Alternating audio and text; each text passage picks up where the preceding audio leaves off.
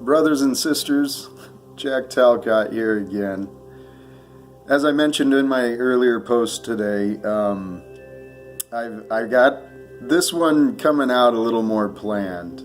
While I have no issues letting things flow, letting thought flow while going live, this topic has a couple of destinations I want to try and get us to, and I didn't want to get distracted by my own thoughts, particularly with frankly, with the negativity that's been coming in. So, nonetheless, bear with me. Here we go, and allow me to get started, please. First, please allow me to thank you, not only for sharing your time with me now, but for who you are today, and even more so, who I know that you will become. You've proven to be bigger and stronger than anything that life has thrown at you so far, and I can only imagine what your future might bring. Let yourself feel the love I'm sending your way. It's truthful, it's honest. Give yourself a hug inside for being special. Know that you are here for a purpose. If you think about it, if you weren't, you wouldn't be here. This nature is too perfect. Every plant and animal has its place. After my personal education in history and my own self-development through my understandings of my mind, I've come to some unique perspectives I'd like to offer and to share with you. But first, you must ask yourself a question. Only you can make the choice of if you will choose to listen and receive my words or not. I will ask you to consider that question, but as you do, I will remind you that you also later have freedom of choice to take what you might hear from me, because I'm continuing whether you agree to listen or not, and apply your own judgment and discernment based upon your inner knowing of what you believe to be the truth. Your patience with me will demonstrate your own answer. But I will ask you to please listen, then later judge for yourself. While it is a long writing, before you clicked play, you would have seen how long it turns out to be. And plus, if you know me, no surprise, all right? So please, hopefully you agree to at least listen. I believe we currently live in a creative illusion, one we've created ourselves, and that we all also have eyes to see, but for some reason, we seem not to see what is often right in front of our face. We've all personally had that experience, right? Solutions to the problem is right in front of us. All too often, we just can't see it. Along those lines as well, when I say illusion, I really mean false evidence appearing real, also known as fear. The state of our planet, I think, requires us to wake up and focus, start looking through these illusions. I think it's time for us to see things differently, and it can be done with just a little shift in values and in perspective. At least a shift from the ways that we have been. As the late Wayne Dyer once said, when you change the way you look at things, the things you look at change. I'll say it again. When you change the way you look at things, the things you look at change. As an illustrative example of this, I offer both of these statements are true and can be supported by facts, but it's a choice that we each get to make. Do you choose to live in a world full of fears and injustices, leading to borders and walls and wars? Or do you choose to live in a world full of love, with hope for fairness, equalities, and justice? I know how scary the world can seem sometimes. If you're paying even the slightest attention to what's going on right now, our world seems completely insane. However, I still choose to believe that the world we live in is full of love and beauty, with hopes for fairness, equality, and justice for every human being. My old buddy Sean used to say something like this: when the world thinks like me, it will become a better place. I do carry that thought confidently in my head with the beliefs I just described, but I disagree with his perceptions of reinforcing the currently conditioned domestic values. The common problem I have found in finding others who think just like me is simply that most people haven't taken time themselves to ask questions for themselves in order to see through the lies and the problems. I know I didn't, not until within the last year or so.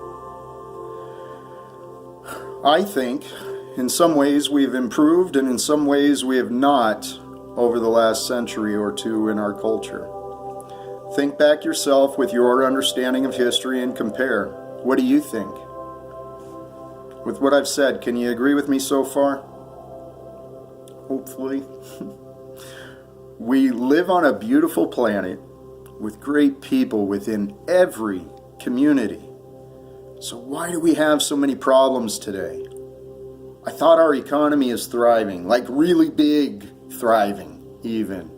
That's what I hear on the news. I offer that all of our problems today are because of the illusions of safety we have created from our times and our thoughts of fear from the differences that we ourselves imagined and created. With minor variances, there is no difference between any of us human beings. We all feel the same senses, share the same needs and instinctive behaviors necessary for our own survival, just as every other animal on this planet. Our illusions and our problems begin when we think that there are separations and differences between each of us. We have focused on so many things over time to divide ourselves up. We've done gender the longest, but then colors, borders, gods. Today we even have reasons to defend ourselves from the opposing Democrat or Republican parties within our own country. We're creative, aren't we? All of the laws, prisons, borders, and the resulting sufferings of wars, poverty, and inhumanities, they are all human created. Remember, racisms and judgments are not born into us. They are results of conditioning from education or traumatic experience. No baby is born with prejudices. Fear is taught. I believe that we created these illusions of differences simply because we are afraid of ourselves. We're afraid of being wrong, and sometimes we're even afraid of being right. Sometimes right or wrong may mean just simply being different. There's a saying I often screw up, but the meaning I get is, how great achievement is it to be considered well-adjusted to such a misaligned society? It's something like that. As a result of the illusions we have created with our beliefs of being different, we see those amongst us being different as being wrong, and being wrong means being punished. We're so worried about being perfect and fitting in that we have become afraid of being different. The problem with that approach is sometimes being different means standing up for what is right. Not right just for some, but for everyone. And that takes courage to be different like that. Ask Dr. Peterson. Sometimes we find our ways to be different But then we find others like us and we cling to them close. Then we set up defenses to protect those who are like us. From who? None of this makes sense to me, but I believe I'm accurate in my observations so far. Please ask yourself, do you agree? As I started, our world has become a scary place. We all know that to some extent, but it's the fears of what could be out there that has brought us to this point. With the overwhelming problems in existence, where do we start? Sometimes that alone can be overwhelming, so maybe we choose to do nothing, which then becomes our result. We can start within ourselves, within our own conscious choices. The choices we make each day when we're mostly focused on just ourselves. It's easy to start making better choices, and I'll share with you some of the things I've done and things I'm still planning to do. First of all, please just go local, organic, plant-based as much as you can. I promise your body and your karma will thank you for it, just as your local farmers and crop producers who try doing things right. By the way, I understand Canada just released new nutritional standards for their nation, and this time I think it's based more on science than lobbyists, so check it out for yourself. Support our local farmers and crop growers and the crop growers trying to do things right. Doing so, local organic reduces damage from wrapping, transportation, and storage. But the businesses who are each saving expenses for themselves along the way are sometimes choosing cuts in safety over cost. There's no one to blame but ourselves. Excuse me. Our planet provides us everything that we need. It is us who choose to consume rather than conserve the abundance that has already been given. And we do so while some others of us choose to accumulate and store the money which is currently required for accessing our world's abundance. And the thought occurred to me as well, those who have and are storing, it's a fear of lack for them as well. The difference is theirs is a fear of lack of comfort, where these folks on the street, it's a lack of need for help for survival. Forgive me, I digress. So back to going local and organic, the excuse I hear, but organic costs too much, and I buy too much, and then it goes bad. How about when you spend that extra couple dollars, appreciate yourself, and spend those extra couple of dollars as often as you are able in support of those providing for us and conserving our planet for our kids and for our grandchildren. Plus, as demand increases, more will follow suit. It is the proven way of our capitalist chase of the ever-empowered dollar. Even if you buy excess produce, when it gets past the point that I prefer to eat it fresh, I toss it in the freezer. I use it for soups or smoothies later. My next step is to invest in a dehydrator or freeze drying system. Between the freezer and technology, we can conserve and do so much better.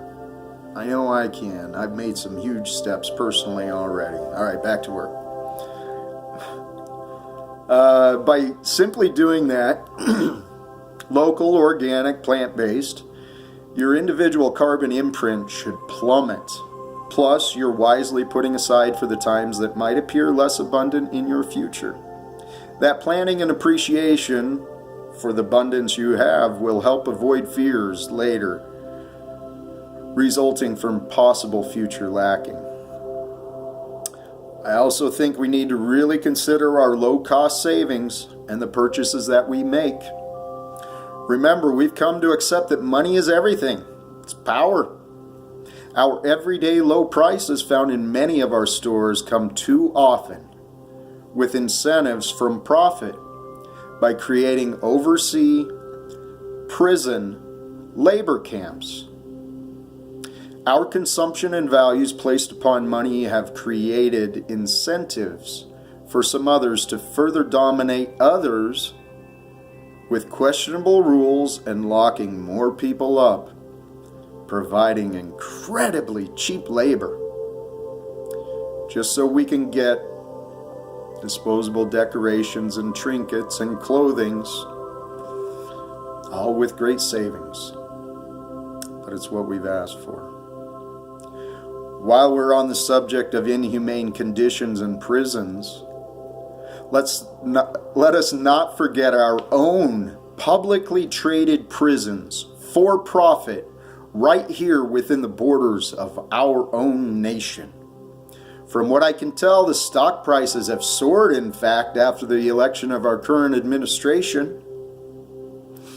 Obviously, that has to be some part to be played as we celebrate our stock index on the public exchange.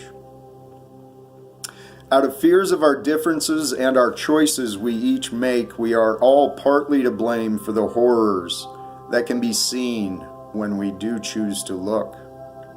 There's human trafficking and child exploitation right here within our borders. We support it, in fact, by sending child actors seeking what we have all been conditioned to seek. That's fortune and fame. Everyone does desire fame to some extent, because fame currently also represents money, and money represents power. It's all symbolism in this existence. And this I stole from Dr. Peterson, or built on from Dr. Peterson. I steal nothing. Additionally, fame is just respect to the nth degree. And respect is nothing more than being seen. And then in this life, there's nothing more satisfying than feeling like you matter. We all have that desire. We want to be seen. Unfortunately, the pursuit of that desire and the money and the power, it's a path that's led to widespread abuse from those already with power, meaning status and money by our current standards, taking advantage of some of our most trusting and vulnerable. We've collectively convinced ourselves that money means power. Unfortunately, as a result, that is just what we have created. By believing that those who have money have power, and since they have power, we must not, we further reinforce these ideas by believing that we need laws to enforce and we need others to protect us. But from who? Are we so afraid of someone just like us that we need someone else to tell us what to do and why we should be more fearful? We have misled ourselves with the illusions of separations between us that we created out of our own fears. Our media spreads fear. Our fossil fuel dependencies are tearing up our planet. We have so many distortions of science that most people don't know what is true.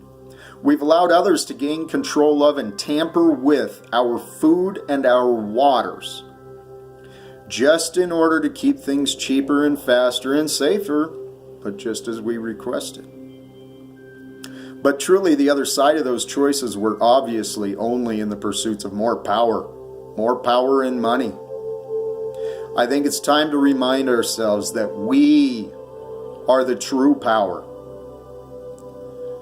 Power comes from numbers, supported by love and truth and justice. We need to start looking at our own choices, please. Consider my words. Please.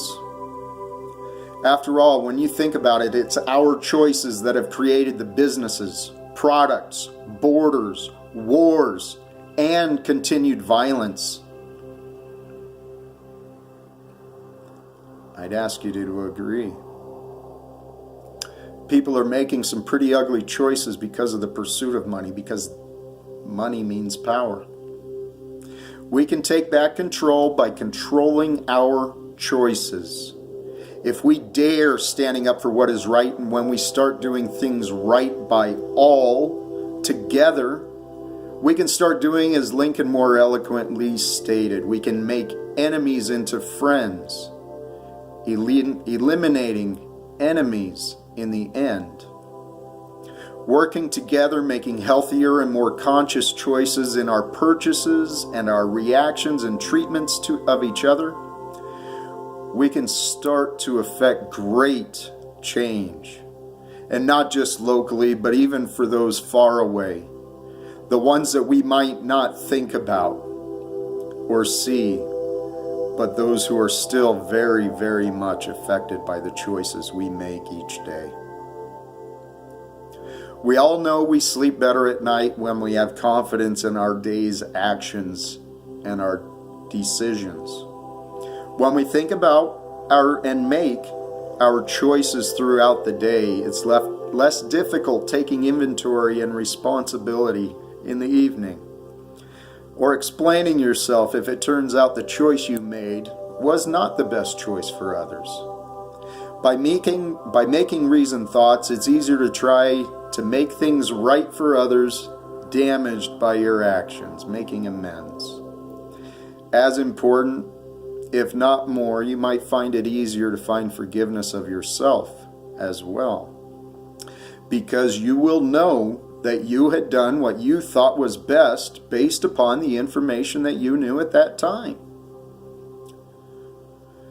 From experience, I'll tell you what you already know. Finding forgiveness of self and others and doing what is morally right makes us all feel good inside. And then we sleep better at night.